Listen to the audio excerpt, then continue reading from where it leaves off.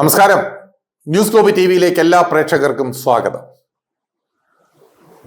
ഇന്ന് കേരളം സുപ്രീം കോടതിയിൽ ഒരു സത്യവാങ്മൂലം ഫയൽ ചെയ്തു. പൾസർ സുനിയുടെ ജാമ്യത്തിനായുള്ള വിധി വരുന്നതിന് മുമ്പ് അങ്ങനെ ഒരു സത്യവാങ്മൂലം കേരളം കൊടുത്തു. അപ്പോഴാണ് എനിക്ക് സ്വാഭാവികമായും ഒരു സംശയം ഉയർന്നത്. കാരണം താൻ ജയിലിൽ കിടക്കുമ്പോൾ എനിക്ക് വീട്ടിൽ അമ്മയോട് സംസാരിക്കാൻ ഫോണിൽ പൈസയില്ല, അതിനുവേണ്ടി 250 രൂപയെങ്കിലും എനിക്ക് അയച്ചു തരണം എന്ന് കൂടെ കിടന്ന സഹതടവുകാരനായ ജിൻസിനോട് ആവശ്യപ്പെട്ട പൾസർ സുനി തന്നെയാണ് ഇപ്പോ ലക്ഷങ്ങൾ കൈപ്പറ്റുന്ന വക്കീലന്മാരെ വെച്ച് സുപ്രീം കോടതിയിൽ 4ാമത് തവണയും പോയത്.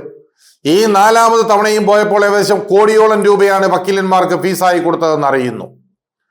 അങ്ങനെയെങ്കിൽ പൾസർ സുനിക്ക് ജയിലിൽ എത്രയായിരിക്കും ശമ്പളം? എൻ്റെ അറിവിൽ പറഞ്ഞു കേട്ടിടത്തോളം 100 രൂപയിൽ താഴെയാണ് ജയിലിലെ ശമ്പളം. അതായത് ദിവസേന 63 രൂപ മുതൽ 128 രൂപ വരെ ഇവർക്ക് ശമ്പളമായി ലഭിക്കാം ഒരു ദിവസമാണേ. അങ്ങനെ ലഭിച്ചാൽ ഇനി വല്ല ഹാൻഡിക്കേപ്ഡോ ഏതെങ്കിലും ശാസ്ത്ര പരിപാടികളിലുമൊക്കെ മുൻപന്തിയിലൊക്കെ നിൽക്കുന്ന ആളാണെങ്കിൽ, അതുമായി ബന്ധപ്പെട്ട ജോലിയൊക്കെ ആണെങ്കിൽ ഈ 128 രൂപ വരെ കിട്ടാം. അല്ലെങ്കിൽ 63 രൂപ മുതൽ 100 രൂപ വരെയുള്ള ഒരു ശമ്പള സ്കെയിൽ. ഈ ശമ്പള സ്കെയിലുള്ള പൾസർ സുനി എങ്ങനെയാണ് ഇത്രയും നാൾ കൊണ്ട്, ഈ കഴിഞ്ഞ 4.5 വർഷം കൊണ്ട് ഇത്രയും ലക്ഷക്കണക്കിന് രൂപ കൊടുത്ത് വക്കീലിനെ സുപ്രീം കോടതിയിൽ ഈ കേസ് വാദിക്കാൻ ഏൽപ്പിച്ചത്? ഇതൊക്കെയല്ലേ അന്വേഷണ വിധേയമാകേണ്ടത്? ഇപ്പോ സംസ്ഥാന സർക്കാർ തന്നെ പറഞ്ഞിരിക്കുന്നു, സുനി പുറത്തിറങ്ങിയാൽ അങ്ങനെ ചെയ്യും. സുനി പുറത്തിറങ്ങിയാൽ ആ ദൃശ്യങ്ങൾ ചിലപ്പോൾ അത് പുറത്തു പോകാനുള്ള സാധ്യതയുണ്ട്. അപ്പോൾ ദൃശ്യങ്ങൾ പൾസർ സുനിയുടെയും മറ്റുള്ള ആളുകളിലേക്ക് ഉണ്ട് എന്നുള്ളത് സർക്കാരിന് അറിയാം. പക്ഷേ അത് ഇതേവരെ എടുക്കാൻ പറ്റിയിട്ടില്ല. അതുപോലെ തന്നെ 3 കോടതികളിൽ നിന്ന് ഈ ദൃശ്യങ്ങൾ അടങ്ങിയ മെമ്മറി കാർഡ് പുറത്തു കൊണ്ടുപോയി നാളുകളോളം വർഷങ്ങളോളം കയ്യിൽ വെച്ചിരുന്നിട്ടും അതിനെതിരെ ഇതുവരെയും ഒരു നടപടിയും എടുത്തിട്ടില്ല. ഇങ്ങനെ പോയാൽ നീതിന്യായ വ്യവസ്ഥയെ വിശ്വസിച്ചു മാത്രം ഇരിക്കുന്ന മനുഷ്യൻ അവരുടെ മുമ്പിലേക്ക് ഇതൊക്കെ ഒരു ചോദ്യചിഹ്നമായി വരില്ലേ എന്നാണ് എൻ്റെ സംശയം. കാരണം നമ്മളുടെ അവസാനത്തെ അത്താണിയാണ് കോടതികൾ. ആ കോടതിയിൽ നമ്മൾ ഏൽപ്പിക്കുന്ന തെളിവുകൾ, അല്ലെങ്കിൽ പോലീസ് ഏൽപ്പിക്കുന്ന തെളിവുകൾ, ഈ തെളിവുകളുമൊക്കെ നമ്മുടെ പ്രതിഭാഗത്തിലേക്ക് അല്ലെങ്കിൽ ആ കോടതിയിൽ നിന്ന് ആർക്കെങ്കിലുമൊക്കെ ഇത് ചോർന്നു പോയാൽ അതിനെക്കുറിച്ചുള്ള അന്വേഷണമൊക്കെ നമുക്ക് വേണ്ടതല്ലേ? ഇപ്പോഴിതെന്താണ് പറഞ്ഞതെന്ന് ചോദിച്ചാൽ, ഇത് പൾസർ സുനിയുടെ ജാമ്യത്തിന് വേണ്ടി ആരാണ് കോടതിയിൽ പോയതെന്നുള്ളതാണ്. സർക്കാർ ഒരു കാര്യം കൂടി പറയുന്നു, ദിലീപ് ഈ കേസ് കള്ളക്കഥകൾ മെനഞ്ഞ് ഇത് നീട്ടിക്കൊണ്ടുപോവുകയാണ്.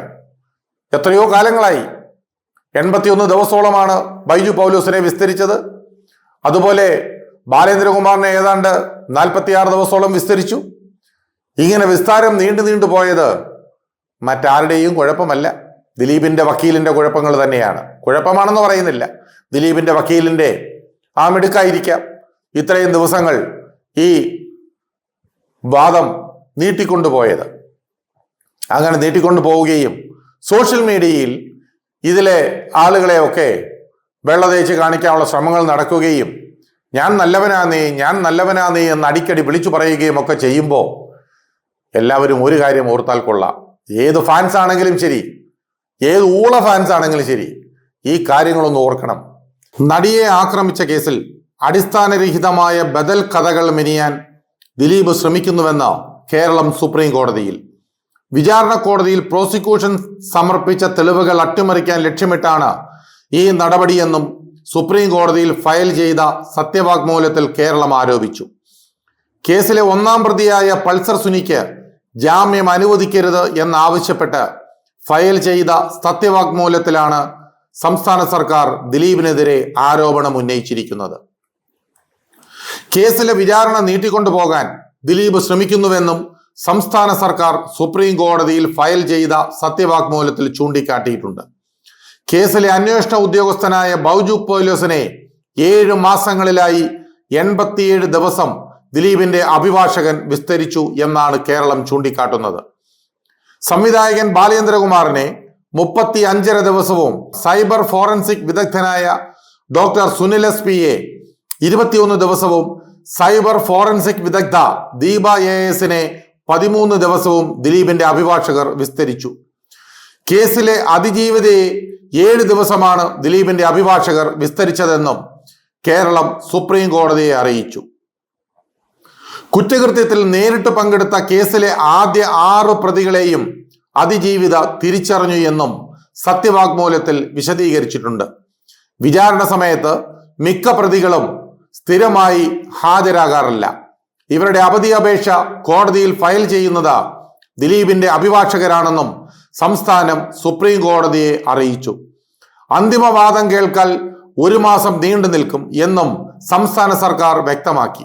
ജാമ്യം ലഭിച്ചാൽ പൾസർ സുനി ദൃശ്യങ്ങൾ പരസ്യപ്പെടുത്തുമെന്ന് അതിജീവിതയെ ഭീഷണിപ്പെടുത്താൻ സാധ്യതയുണ്ടെന്നും സർക്കാർ ചൂണ്ടിക്കാട്ടുന്നു.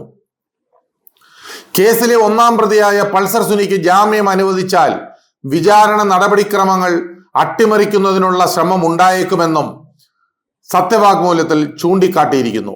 വിചാരണ അട്ടിമറിക്കുന്നതിനായി ദൃശ്യങ്ങൾ പരസ്യപ്പെടുത്തുമെന്ന് അതിജീവിതയുടെ സ്വകാര്യതയെ ഭീഷണിപ്പെടുത്താൻ സാധ്യതയുണ്ടെന്ന് സംസ്ഥാന സർക്കാർ സുപ്രീം കോടതിയെ അറിയിച്ചു. ജാമ്യത്തിലിറങ്ങി പൾസർ സുനി മുങ്ങാൻ സാധ്യതയുണ്ടെന്നും കേരളം സത്യവാങ്മൂലത്തിൽ ചൂണ്ടിക്കാട്ടിയിട്ടുണ്ട്.